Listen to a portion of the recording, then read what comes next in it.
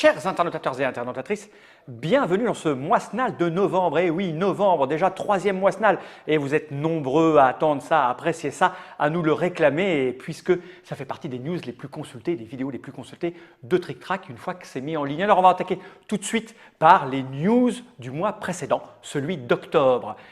Le truc qui marque le mois d'octobre, c'est quoi? C'est Essen et son salon. Ça squatte le haut de l'information et tout ce qui se passe à Essen va se retrouver projeté parmi toutes les nouvelles les plus attendues et les plus lues. Commençons par ce que Trick Track va faire à Essen. Forcément, la news la plus lue du mois d'octobre a été la news où nous avons expliqué que nous allions nous installer avec une caméra et un open micro à qui voulait passer par là sur le stand d'Asmodée. Et ça s'est passé de manière absolument formidable. Nous avons ouvert un stand, une caméra et pendant 2 jours et demi, nous avons fait du live, du direct. Nous avons répondu aux questions. Les gens qui passaient par là, auteurs, éditeurs, mais aussi joueurs, internautateurs et internautatrices pouvaient prendre la parole et nous dire ce qu'ils avaient vu, ce qu'ils avaient aimé, ce qu'ils avaient consulté. Et ça a été un franc succès. Comme la news avait beaucoup été lue, il y a eu beaucoup de personnes qui ont regardé nos lives et nous avons apprécié ça, nous avons adoré ça et ça a donné quelques petites choses exceptionnelles. Et vous allez voir que tout ce dont on va parler dans ce moisnal de novembre est assez lié à ce qui s'est passé à Essen, puisque la deuxième news la plus lue de tout le Trick Track a été forcément les reportages sur ce fameux Essen et notamment par exemple le reportage sur le showroom. Vous savez que le mercredi est une journée consacrée aux professionnels et il y a un énorme showroom où les professionnels, les journalistes sont conviés à venir découvrir tous les jeux qui seront présentés durant le salon. Et là, nous avons fait des photos et comme tous les ans, nous avons fait à peu près 8 ou 900 photos, voire peut-être 1000 photos cette année où nous présentons le matériel et les boîtes de tous les jeux qui vont être présentés durant le salon. Et vous êtes très nombreux à ne pas venir sur ce salon ou même à être venus sur ce salon, mais à aller voir ce que peut-être vous avez loupé. Donc vous avez énormément consulté le petit résumé que nous avons fait avec le Dr Mops sur ce qu'il y avait à voir, pas à voir et les sentiments généraux qui s'étaient cachés de ce salon. Et vous allez voir que les jeux qui vous ont intéressé aussi, les news qui vous ont intéressé durant ce mois d'octobre, sont des news qui concernent des jeux qui ont été présentés à Essen et des jeux un peu particuliers puisque vous allez le voir, on va beaucoup parler de crowdfunding dans ce moisnal et les news qui vous ont le plus intéressé sont des news ou des vidéos qui parlent de jeux qui ne sont pas encore édités et qui risquent de passer en crowdfunding et notamment ZNA. C'est un jeu qui va être édité par Funforge. Ils vont passer par le crowdfunding, par Kickstarter. On a fait une petite annonce pour dire qu'il y avait un petit scoop. Vous le voyez là à l'écran. Ils utilisent une tablette et des téléphones pour faire de la réalité augmentée. Et Funforge a écrit un article où ils ont présenté leur projet. Et vous avez été très nombreux à regarder ça de près. C'est un constat qu'on a pu faire aussi une fois à Essen. Les projets crowdfundés sont un peu partout. Tout le monde a envie de faire son petit projet. Et vous êtes très attentifs à tout ce genre de choses. Et notamment donc aux jeux avec des figurines, puisque ZNA sera un projet avec des figurines à l'intérieur. Le monde est en train de basculer. Si Essen était consacré plutôt aux jeux Marronas à l'allemande avec des cubes en bois, il est en train de se diriger vers une vision du monde très thématisée avec des figurines un peu partout. Et c'est un truc qui a aussi été très attendu, qui a attiré votre attention, c'est que pendant ces lives que nous avons fait depuis l'espace Asmodée, il y a Monsieur Fred Henry qui est venu et il a fait un petit blabla, donc il parlait du jeu qui était présent là-bas, de son Conan, lui aussi un jeu participatif sur Kickstarter probablement au mois de janvier 2015. Il venait présenter un prototype sur le stand à Asmodée qui avait proposé une table et il est venu au micro expliquer les tenants et les aboutissants et il a fait un petit blabla de à peu près 15 minutes qu'on a extrait de la totalité de ce qui s'est passé là-bas. On l'a mis de côté et on vous l'a proposé et il parle de la communication encore et toujours, des effets de buzz et du secteur avec la problématique concernant le trop plein de jeux. Il donne des faits, il décrit une situation qu'on ne peut pas contredire. Il est vrai que de plus en plus de jeux sortent, que des jeux sont édités en grand nombre, à fort tirage et d'autres en moins gros tirage. On ne peut pas être contre ces faits-là, ils sont réels. Par contre, lui donne son opinion, son avis. On peut le partager ou pas. En tout cas, ça vous a beaucoup plu, ça vous a intéressé puisque la vidéo a fait un carton, on est à plus de 5 ou 6 000 vues. Et des débats ont commencé sur le forum de Trick Track, dans les news, etc. Ça vous a extrêmement intéressé. Et une chose qui vous a aussi intéressé, qui est assez amusante puisqu'elle est aussi liée à Essen, c'est le Deutscher Spielepreis. C'est un prix allemand, c'est le concurrent, on peut dire, du Spiel des Jahres. C'est une version du Spiel, mais ouverte vers l'extérieur, vers le public qui lui va voter. Et pourquoi c'est lié à Essen? Parce que C'est un prix qui est porté par les organisateurs du salon, du festival, et c'est là-bas que sont annoncés, pas les résultats vraiment, mais ils font pendant le briefing, pendant la conférence de presse du mercredi, ils annoncent un petit peu qui a gagné à la presse allemande qui est là. Et donc cette année, c'est Rüschenrad-Rot qui a remporté le prix. C'est un jeu édité en français par Philosophia. Vous savez tout sur ça, il y a des vidéos partout, vous pouvez aller les voir tranquillement. Voilà, ça c'est un petit peu tout ce qui a intéressé le mois dernier. Essen était très présent. Vous allez voir que dans la suite de ce qu'on va aborder pendant ce mois-ci, Essen est toujours très très présent. Nous allons passer maintenant aux news de maintenant, justement, ce qui fait l'actualité actuelle, ce qui vous titille en ce moment.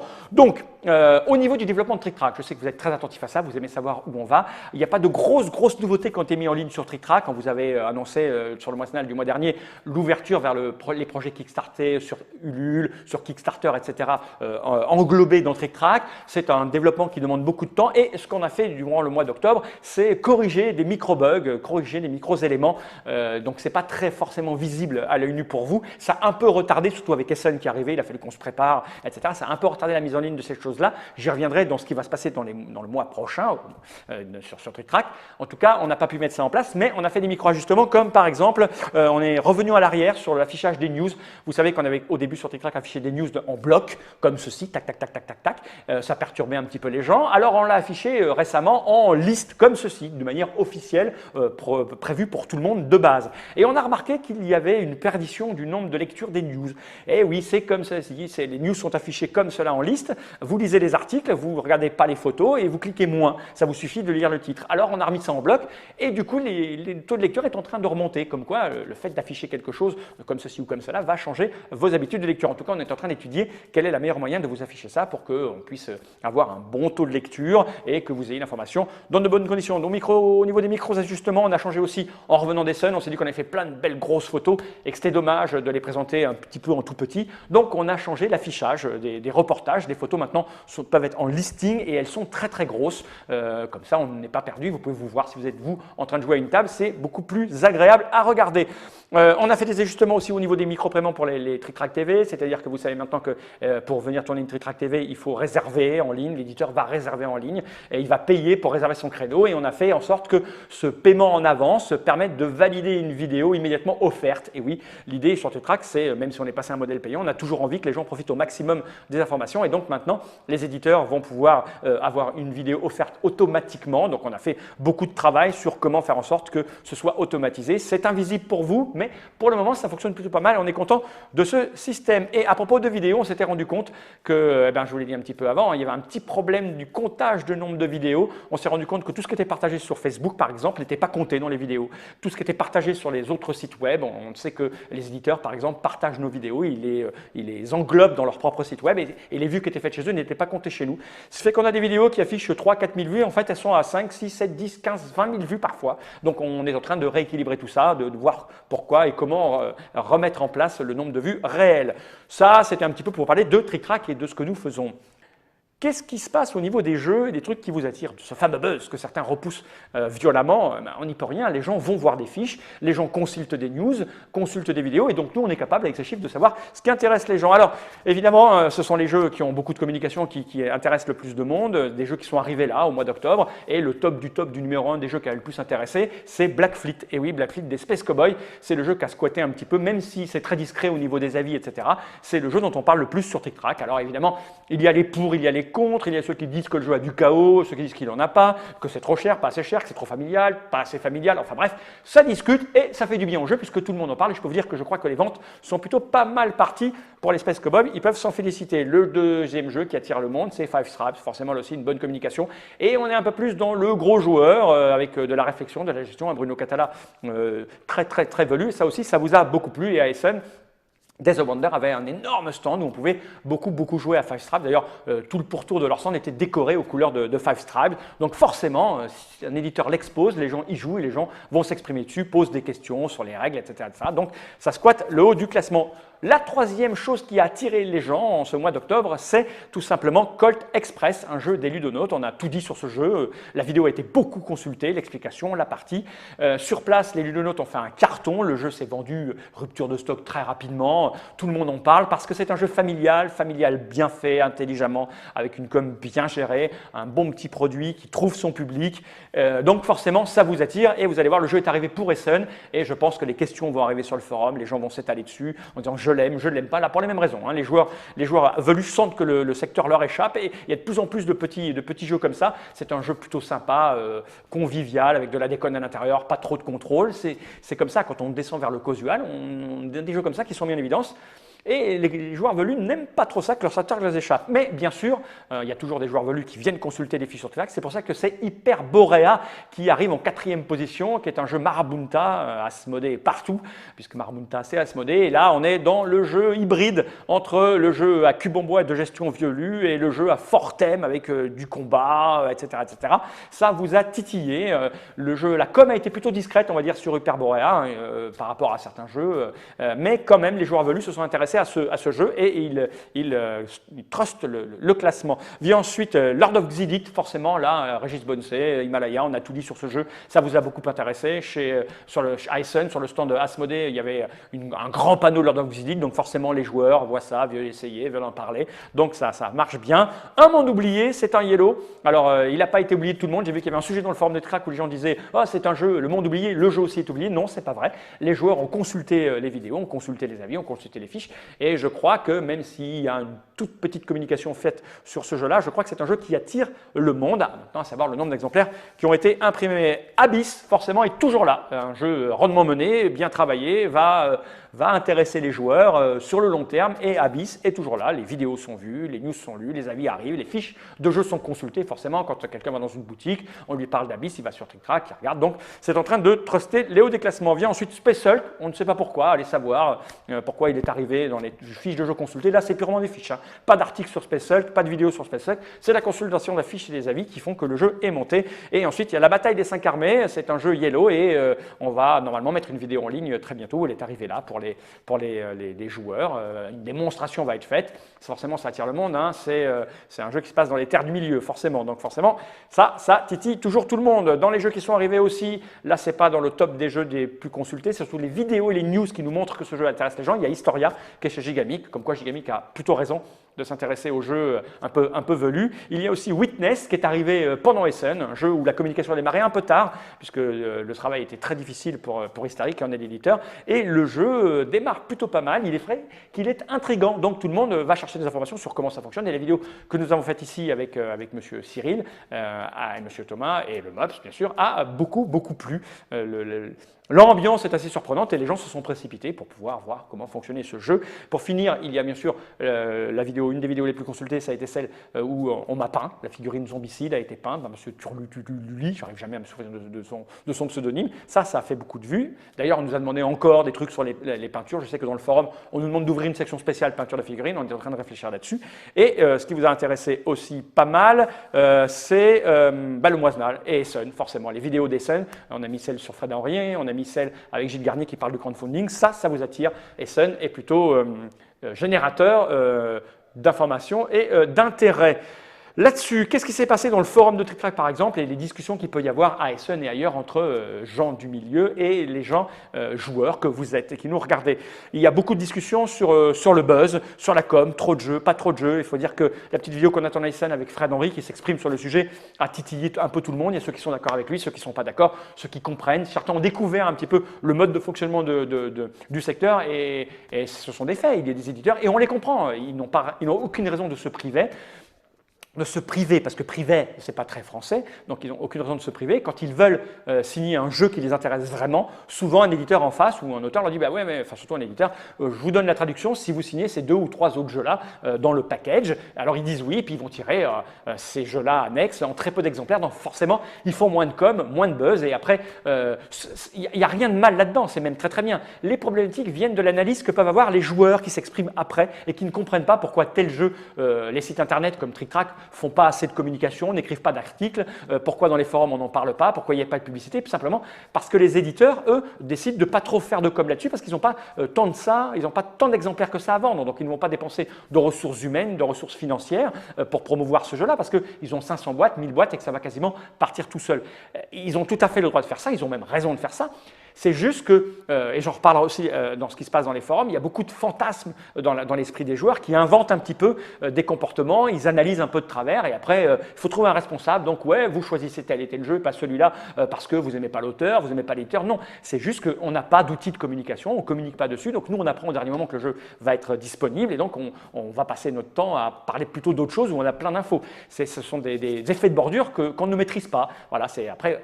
J'imagine que des gens qui sont impliqués dans l'économie du jeu ne vont pas vraiment aimer ça, mais c'est un point de vue, c'est une analyse. Ça, ce sont des discussions. Et on en arrive aux limites et aux fantasmes que peuvent avoir les joueurs. Je lisais il n'y a pas plus tard que quelques heures quelqu'un qui, par exemple, expliquait qu'il était très déçu par les jeux sortis par les Space Cowboys, notamment Black Fleet et Splendor, qui étaient pour lui plutôt familial, Family Plus. Et lui, il avait imaginé, il avait fantasmé les jeux qui allaient être produits par les Space Cowboys. Et notamment, il disait, moi, je pensais qu'on allait avoir des jeux comme Myrmes, comme Kailus, etc. Et c'est amusant parce que cette personne, quand on parlait des Space Cowboys, il faut le rappeler, c'est Croc, Marc Nunes et Philippe Mouret.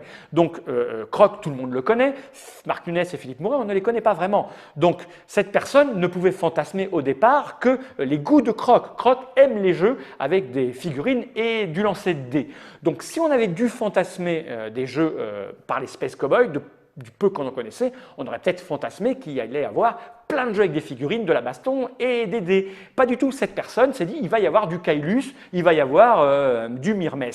Pourquoi a-t-il fantasmé ça? Parce qu'un petit peu plus tard, a été intégré dans l'équipe deux personnes, deux personnalités très connues, Sébastien Pochon et notre ami Cyril Demingue, d'Istari, Sébastien Pochon, de Gamesworks.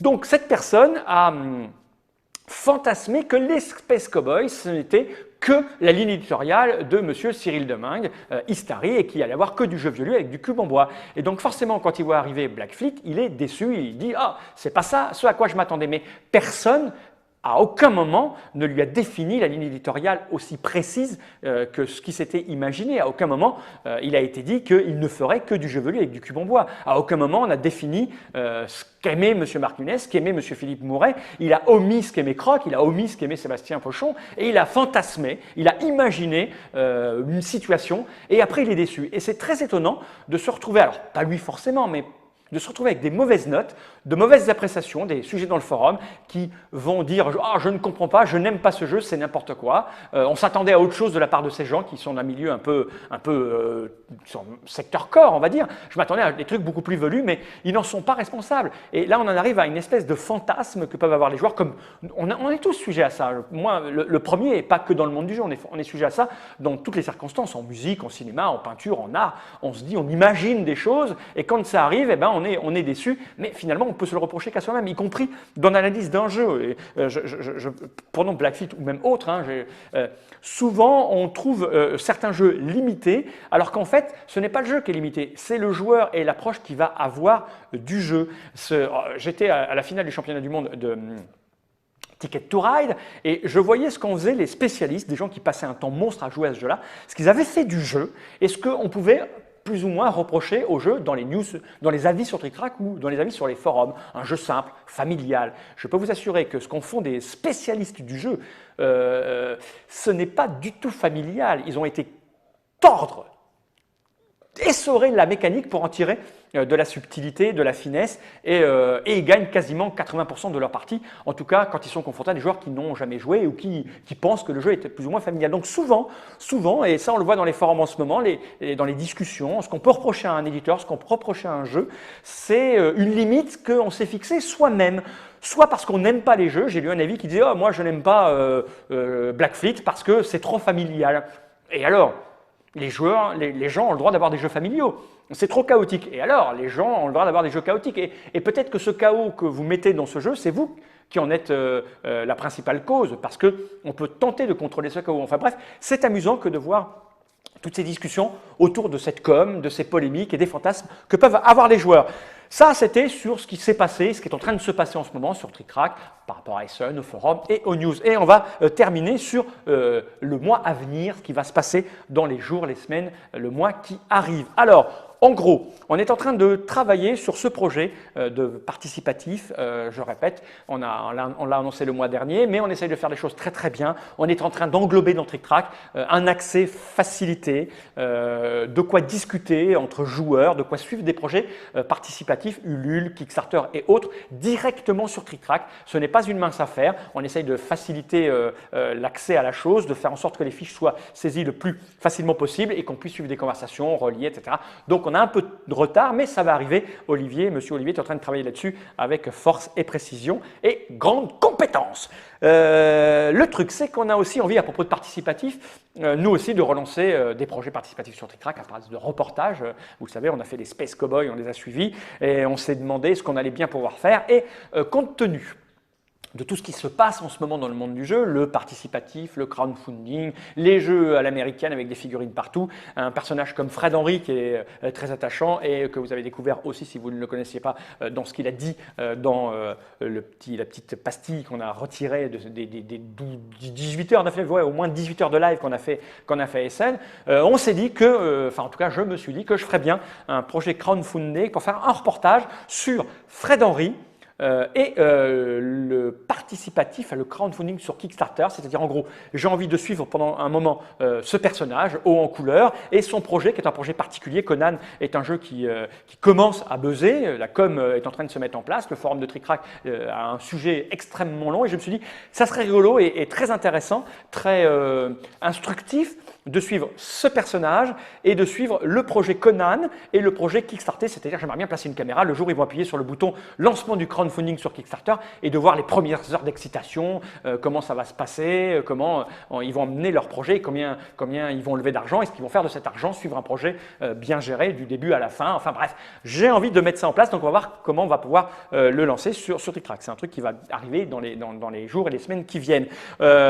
On a envie du retour des débats, encore une fois, Fred Henry et tout ce qui s'est passé pendant le live à Essen nous a donné envie de refaire des débats et des débats sur le secteur, ce qu'il est devenu, sur la communication, le buzz, des débats sur aussi le crowdfunding, bon, pas bon. On a mis une petite vidéo où monsieur Gilles Garnier explique son point de vue sur le crowdfunding, qui n'est pas très en accord avec ce que disait monsieur Fred Henry sur le crowdfunding, etc. Donc on aimerait bien faire participer quelques contradicteurs, des gens qui ne sont pas vraiment d'accord, à des TrickTrack TV en live. Donc on va peut-être mettre ça en place, le retour des débats. Et puis, pour parler d'autre chose, on est en train de tourner avec monsieur Christophe des TrickTrack TV BD et nous allons mettre en ligne d'ici quelques jours un petit truc qu'on a tourné il y a quelques jours sur 13, la saga 13, le rapport entre Skate 13, les jeux qui ont été faits autour, enfin bref, parce qu'ils font leurs 30 ans, je crois, de 13. Donc on a tourné une petite pastille BD et on va mettre ça en ligne très bientôt. Et vous avez été nombreux à aimer ça et donc on se dit que pas mal de gens aiment bien la bande dessinée. Il y a des auteurs de bande dessinée qui sont joueurs et qui illustrent parfois des jeux. Donc on est en train d'avancer tranquillement là-dessus et vous aimez bien ça. Et bien sûr, nous allons recevoir monsieur Guillaume Boudieu, Guillaume spécialiste des wargames, pour faire quelques alinéas et encore explorer le monde du wargame. Voilà, j'espère que ce mois-snal a été plus frais, enfin pas plus frais, mais moins speed que d'habitude. J'ai parlé 23 minutes, je m'étais dit qu'il y en avait pour un quart d'heure, mais je ne sais pas tenir ma langue. Donc j'espère que ça a été suffisamment clair, je n'ai pas trop redouillé, bafouillé, et que vous avez suffisamment d'informations pour attendre le mois-snal prochain. Et moi, chers internautatrices, je vous dis bon mois et donc au mois prochain.